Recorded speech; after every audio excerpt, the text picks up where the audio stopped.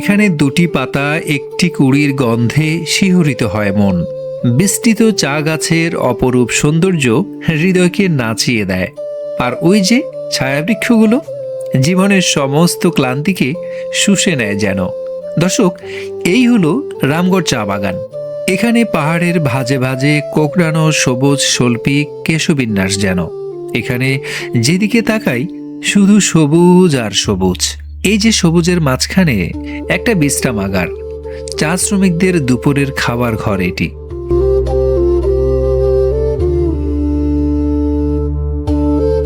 এখানে এলে মনে এতটা প্রশান্তি লাগে যে জীবনের শত ঝামেলার শত কোলাহলের কিছুই মনে থাকে না। ভীষণ হালকা লাগছে নিজেকে। মনে হচ্ছে পুরো পৃথিবীতে আমি আর এই প্রকৃতি, আর কিছুই নেই। নেই কোনো কষ্ট, ক্লেশ। আহা কি আনন্দ আকাশে বাতাসে।